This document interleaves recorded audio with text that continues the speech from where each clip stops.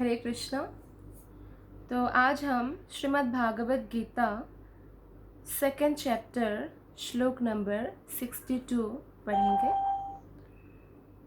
ध्यायतो विषयान् पुंसः संगस्तेषुपजायते संगात् संजायते कामः कामात् क्रोधा अभिजायते। ध्यायतः चिंतन करते हुए विषयान इंद्रिय विषयों को पुंसः मनुष्य की संगह आसक्ति तेषु उन इंद्रिय विषयों में उपजायते विकसित होती है संगात आसक्ति से संजायते विकसित होती है कामः इच्छा कामात् काम से क्रोधः क्रोध अभिजायते प्रकट होता है। अनुवाद और तात्पर्य श्रील प्रभुपाद के द्वारा। श्रील प्रभुपाद की जय। अनुवाद। इंद्रिय विषयों का चिंतन करते हुए मनुष्य की उनमें आसक्ति उत्पन्न हो जाती है और ऐसी आसक्ति से काम उत्पन्न होता है और फिर काम से क्रोध प्रकट होता है। तो इस श्लोक में हम देखते हैं कि हमारा जो चिंतन है उस पर डिपेंड करता है कि हम कैसा जीवन जिएंगे। अगर हमने इंद्रिय विषयों के बारे में चिंतन किया, इंद्रिय विषय अर्थात वह विषय जो इंद्रियों को खींचती है, जैसे हमारे ज्ञानेंद्रिय है आँख, कान, नाक, जीभ, त्वचा, और इसका जो विषय है शब्द, स्पर्श, रूप, रस, गंध। शब्द किसका विषय है? कान का। स्पर्श स्किन का, रूप आँखों का, रस जीभ का और गंध नाक का। तो ये जो 5 विषय है, जब इन विषयों के बारे में व्यक्ति चिंतन करता है, मतलब वो विषय जो कृष्ण से संबंधित नहीं है या उन विषयों को भोगने के बारे में चिंतन करता है। फॉर एग्जाम्पल, आँख अगर पुरुष है तो सुंदर स्त्रियों को देखने का उनका जो है चिंतन करते हैं, तो ये हुआ आँख का विषय। एक एग्जाम्पल है ये, ऐसे बहुत एग्जाम्पल है। कान कुछ किसी की बुराई सुनने के बारे में या बुराई सुनकर आनंद लेते हैं, तो ये हुआ कान का विषय। नाक का विषय है कि उनको नॉनवेज का जो गंध है वो बहुत पसंद है, ये नाक का विषय है। जीभा का विषय है कि उसको नॉनवेज खाना, मांसाहार करना, उसका टेस्ट बहुत अच्छा लगता है जीभ को, रस।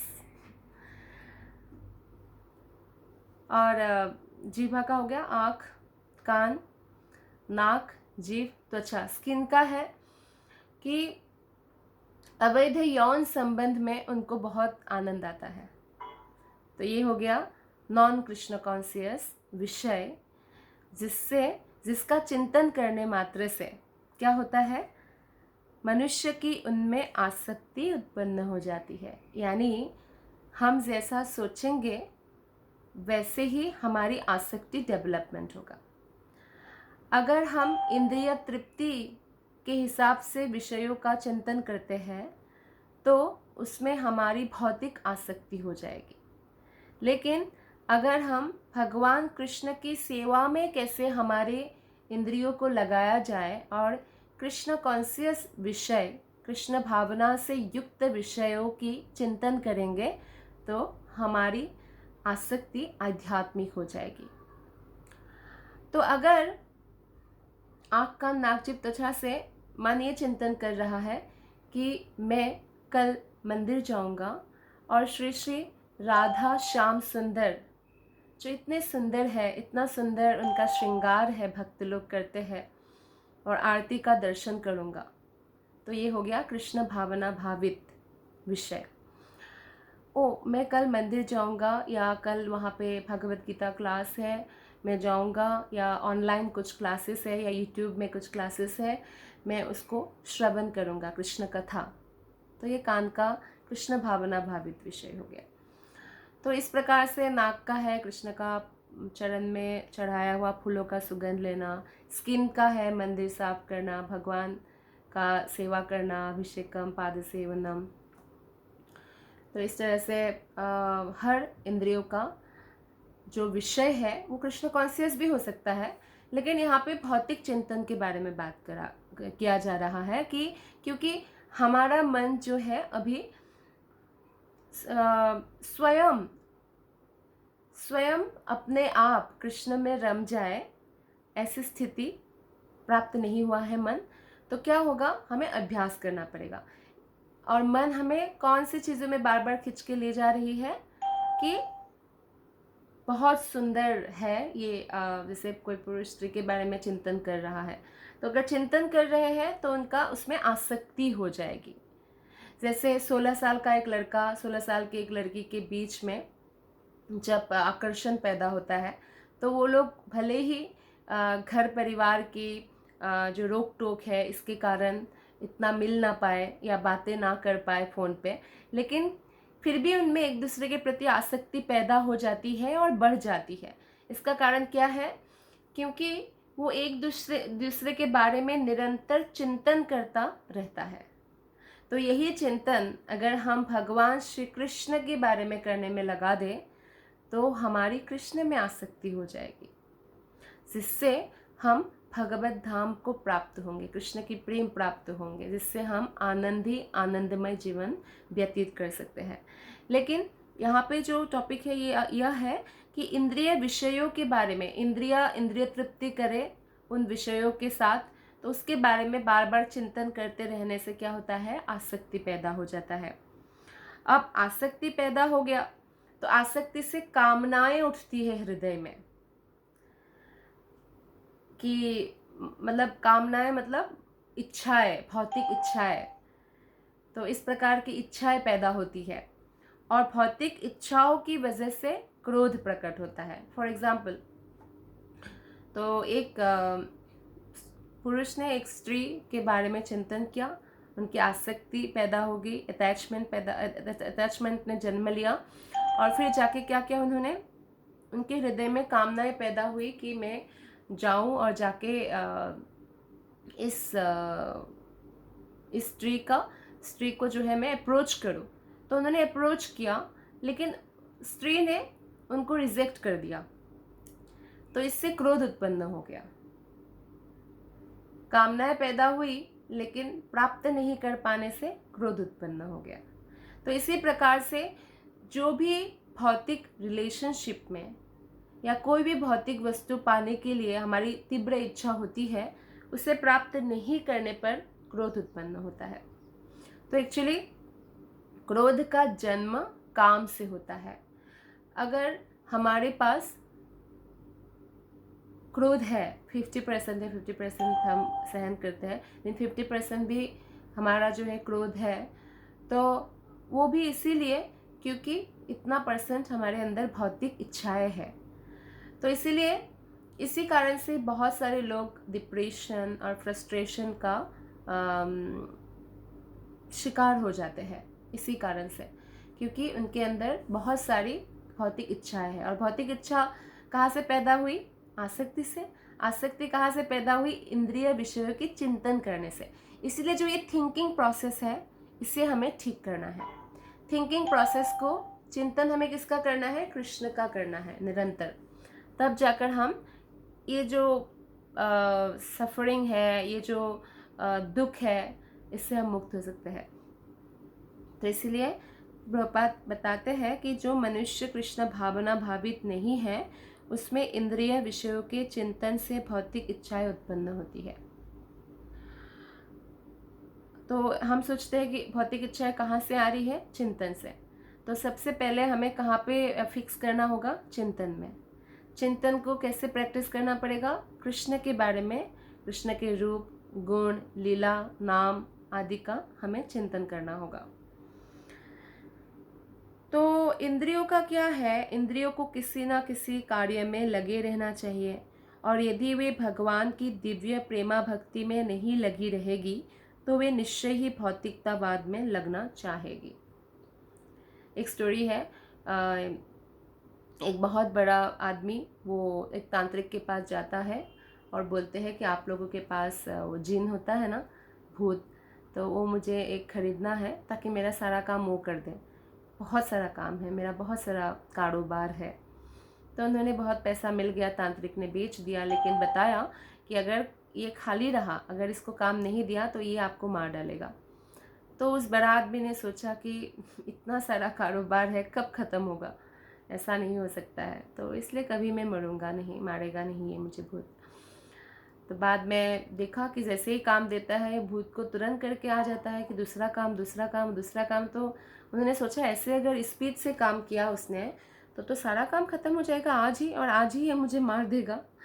तो इसीलिए वो तुरंत भाग भाग के उस तांत्रिक के पास जाता है, लेकिन तांत्रिक तो वहाँ से रफू चक्कर हो गए थे, गायब हो गए थे। अब उनको इतना धन मिल गया था, फिर कहीं और वो चले गए थे। फिर एक उनको साधु मिले, तो साधु को उन्होंने पूछा कि हे प्रभु, क्या करूँ मैं, ऐसे तो मुझे मार डालेगा वो, मुझे बचा लीजिए। तो साधु ने कहा कि आप ऐसा करो, आपके घर के बीचों बीच एक बेम्बो, बांस का वो लगा दो, और उसको ये काम दो कि जब तक मैं दूसरा काम ना दूँ तो आपका ये काम है कि इस बेम्बो में, ये बांस में आपको ऊपर जाना है, नीचे आना है, ऊपर जाना है, नीचे आना है। तो ऐसे ही जो बड़ा आदमी था उसने भूत को बिज़ी कर दिया। तो इससे क्या हुआ, वो कभी भी भूत उसको नहीं मारा, और उसके एक अच्छे नौकर की तरह उसकी सारी सेवा करता रहा। तो ये एक स्टोरी है ये समझने के लिए कि हमारा मन भी उस भूत की तरह है, अगर खाली रहेगा तो हमें ही मार देगा। मार देगा मतलब दुख देगा। और कभी कभी तो मन ऐसा कर देते हैं कोई भी व्यक्ति को, जैसे हम देखते हैं कि बहुत सारे लोग आत्महत्या करते हैं। क्यों? क्योंकि मन उसको बोलते हैं कि आपके जीने का कोई फ़ायदा नहीं है, मर जाना ही बेहतर है। तो ये मन ही है जो शत्रु भी है और मित्र भी है, जैसे कि भगवान श्री कृष्ण ने कहा है। तो इस मन को इसलिए कहा, वो जैसे भूत को लगा के रखा ना उस बेम्बो में, ऐसे इस मन को हरे कृष्ण कृष्ण कृष्ण हरे हरे, हरे राम राम राम हरे हरे, इस महामंत्र के जप में हमें लगा कर रखना चाहिए। तो तब जाकर जो ये इंद्रिया है, इंद्रिय विषय है, इसके बारे में हम चिंतन नहीं करेंगे। क्योंकि अगर हम कृष्ण भावना भावित नहीं होंगे तो ऑब्वियसली हम भौतिक चीज़ों के बारे में ही चिंतन करेंगे, जिससे हमें इतना कष्ट मिलेगा, हमारी भौतिक इच्छाएं पैदा होगी। और कोई भी रिलेशनशिप में अगर एक्सपेक्टेशन है तो बहुत सारा दुख भी है। तो इसीलिए भौतिक इच्छाएं अगर पैदा हो गई कि हमें भौतिक ये प्राप्त हो, वो प्राप्त हो, तो हम हमारे हृदय में इन कामनाओं की वजह से नहीं प्राप्त करने का फ्रस्ट्रेशन, डिप्रेशन, क्रोध, ये सब पैदा हो जाएगा, जिससे हम ही लोगों को कष्ट होगा। तो इस भौतिक जगत में हर एक प्राणी इंद्रिय विषयों के अधीन है, यहाँ तक कि ब्रह्मा और शिव जी भी। जो स्वर्ग के अन्य देवताओं के बारे में फिर क्या कहा जा सकता है, जब बड़े बड़े देवता, महादेव है भगवान शिव जी, ब्रह्मा जी ब्रह्मलोक में है, सबसे उच्च लोक में, और भगवान गर्भोदय कश्यप विष्णु से सबसे पहले ब्रह्मा जी का ही प्राकट्य हुआ। तो ब्रह्मा जी, कोई भी परेशानी होती है इंद्र देवता को भी, तो ये ब्रह्मा जी के पास ही जाते हैं। तो हम देखते हैं कि यहाँ तक कि ब्रह्मा जी भी इंद्रिय विषयों के अधीन है। तो फिर देवताओं का क्या कहना, वो लोग तो, उनमें तो बहुत सारा, स्वर्ग में तो बहुत सारा भोग की है ही, तो इसीलिए स्वर्ग में भी भक्ति नहीं हो सकती। इतना भोग का वहाँ पे जो है विषय इतना ज़्यादा है कि वहाँ पे भक्ति करना मुश्किल है। तो फिर इस संसार से के जंजाल से निकलने का एकमात्र उपाय जो है वो है कृष्ण भावना भावित होना। तो शिव जी के बारे में उदाहरण दिया है श्रील प्रभुपाद ने कि शिव जी ध्यान मग्न थे।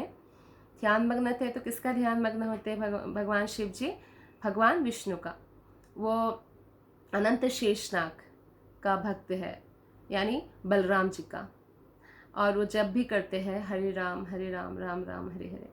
तो अनंत शेषनाग के स्मरण में वो गले में सांप भी धारण करते हैं ताकि उनको अपने स्वामी का ध्यान रहे। तो भगवान शिव जी भगवान अनंत शेष का, बलराम जी का ध्यान कर रहे थे। लेकिन इसी समय पार्वती जी ने विषय भोग के लिए उनको उत्तेजित किया, तो भगवान शिव सहमत हो गए और इससे कार्तिकेय का जन्म हुआ।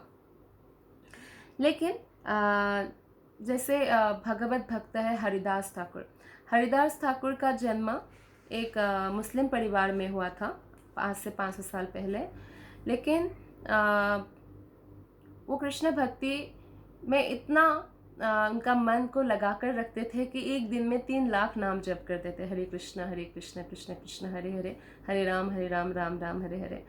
तो इस महामंत्र का जप करते थे और 24 घंटा लगभग जप करते थे। बहुत ही कम समय नाम मात्र सोते थे और नाम मात्र ही खाते थे। उनको इतना आनंद आता था कृष्ण नाम में। तो जब उनको अप्रोच किया, जो वहाँ उस समय के कुछ लोग थे जो नहीं चाहते थे कि वो कृष्ण भक्त बने, क्योंकि वो यवन परिवार में जन्म लिया था, तो क्या किया, एक प्रोस्टिट्यूट को, वेश्या को भेज दिया उनको बदनाम करने के लिए। लेकिन बाद में इतने शुद्ध भक्त के मुख से हरे कृष्ण महामंत्र सुन सुनकर उन्होंने वो भी भक्तिन बन गई, वो भी 3 लाख नाम जप करने लग गई। तो एक्चुअली हरिदास ठाकुर ने उस वेश्या को बोला कि मुझे 1 करोड़ नाम जप करने का मैंने एक संकल्प लिया है, तो आप वेट करो, मैं आपकी इच्छा पूर्ति करता हूँ। तो ऐसे 3 दिन तक वेट कराया और 3 दिन लगातार जब एक शुद्ध भक्त के मुख से हरिनाम कोई सुनेंगे तो ऑटोमेटिकली उनका हृदय परिवर्तन हो जाएगा। तो हीराबाई जो वेश्या थी, प्रोस्टिट्यूट थी, उनका हृदय परिवर्तन हो गया और वो चरणों पर गिर पड़े हरिदास ठाकुर की और उनको शिष्य स्वीकार करने के लिए प्रार्थना करने लगी। तो हरिदास ठाकुर ने कहा ठीक है, तो आप जाके जो भी आपके पास है सब आप दान देकर आओ, तो फिर मैं आपको शिष्य स्वीकार करता हूँ। तो फिर वो जाकर जो भी उसका घर, सोना, जो भी धन था, सब ब्राह्मणों को, गरीबों को बांट दिया और फिर वो आ गए हरिदास ठाकुर के पास। तब हरिदास ठाकुर ने कहा कि मुझे मालूम है आप आओगी, नहीं तो मैं 3 दिन पहले ही ये जगह छोड़कर जाने वाला था, लेकिन आपके लिए ही वेट कर रहा था। तो वही जानते हैं भक्त कि कहाँ पे एक दूसरा भक्त है जो कृष्ण को प्राप्त करने के लिए उनका भाग्य खुला है और कृष्ण देने के लिए भक्त हरिदास ठाकुर वहाँ रुक गए थे। तो इस परीक्षा में तो हरिदास ठाकुर पास हो गए और फिर वो वेश्या फिर वेश्या नहीं रही, वो परम भक्तिन बन गई। 3 लाख नाम जप करना कोई आम बात तो है नहीं। तो दूर दूर से साधु उनका दर्शन करने आते थे। हरिदास ठाकुर ने अपना कुटिया ही देकर गए थे, अपना माला दिया था और तुलसी देवी भी थी वहाँ पे। तो वहाँ पे वो रहने लगे और जप करने लगे और हरिदास ठाकुर जगह को छोड़कर चले गए। तो बाद में क्या हुआ, हरिदास ठाकुर को तो कुछ नहीं बिगाड़ पाए वो लोग, जो लोग उस वेश्या को भेजा था।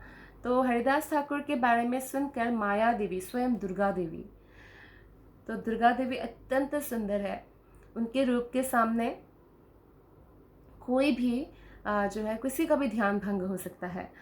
तो दुर्गा देवी रूप धारण करके हरिदास ठाकुर के पास आई और हरिदास ठाकुर को एक्चुअली परीक्षा ले रही थी, तो हरिदास ठाकुर को मोहित करने का प्रयास किया, किंतु विशुद्ध कृष्ण भक्ति के कारण वे इस कसौटी में खड़े उतरे। वो बिल्कुल ध्यान उनका भंग नहीं हुआ और उनका मन बिल्कुल विचलित नहीं हुआ। जैसे एक शुद्ध भक्त होता है, वैष्णव का ये गुण होता है कि वो परस्त्री जैन मातरे, परस्त्री को अपने माता की दृष्टि से देख सकता है। तो हरिदास ठाकुर ने दुर्गा देवी जो माया देवी वो आई थी, तो उनको भी माता की दृष्टि से ही देखा और इस बात से इतना प्रसन्न हुई और उस परीक्षा में भी हरिदास ठाकुर पास हुए। तो इस प्रकार हम देखते हैं कि जो विशुद्ध कृष्ण भक्ति करते हैं वो नहीं विचलित होते हैं।